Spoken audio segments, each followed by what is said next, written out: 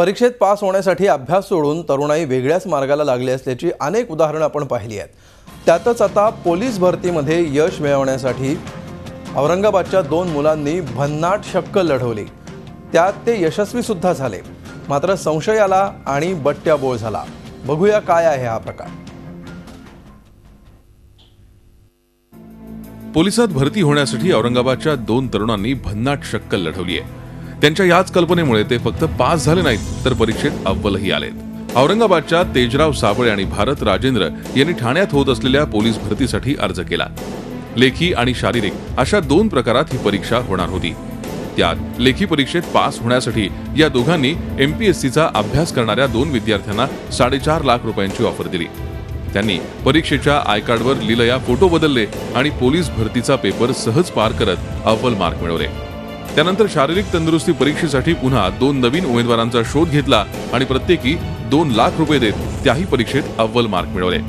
अशा पद्धतीने कुठलीही परीक्षा न देता या मुलांनी पोलीस भरतीची परीक्षा मेरिट गुणांनी पास केली।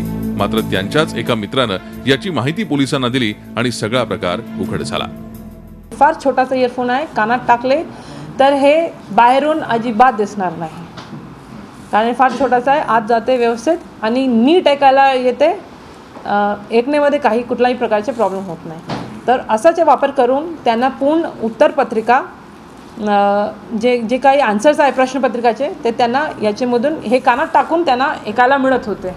ज्या 2 डमी मुलांनी परीक्षा दिली त्यांनीही पुन्हा यासाठी इतर दोघांची मदत घेतली। सिम कार्ड असणारं एक सॉकेट आणि डोळ्यांना सहज न दिसणारा एक हेडफोनद्वारे त्यांनी पेपर सोडवला। बाहेरून 2 जण त्यांना उत्तर सांगत असल्याचंही पोलीस तपासात समोर आलंय। प्रत्येक फिजिकलमध्ये उभा राहणारे कॅन्डिडेटला 2 लाख प्रत्येकी आणि रिटनमध्ये रिटनमध्ये बसण्याकरिता 4 लाख 4.5 लाख प्रत्येकी च्या डील ठरलेली होती, ज्याच्यामध्ये 4.5 लाख रुपये जे प्रत्येकी कॅन्डिडेटला मिळाले आहे त्याच्यामध्ये अजून त्यांनी हे लॅपटॉप आणि आयफोन्स आणि असे इन्स्ट्रुमेंट्स त्यांनी अजून खरेदी केलेले आहे। 6 आरोपीपैकी 5 आरोपी अटक आहे। एकाचा आपण शोध घेत आहोत, लवकरात लवकर त्यालाही अटक करण्यात येईल।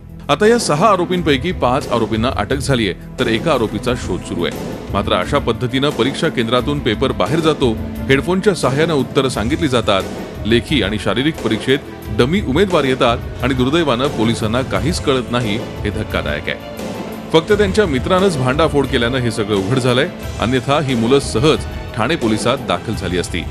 त्यामुळे परीक्षा घेताना पोलीसही किती निष्काळजीपणे वागतात हे सुद्धा या निमित्तानं उघड झालंय। Vishal Karole, Zee media, Aurangabad. Zee 24 तास रहा एक पाऊल पुढे।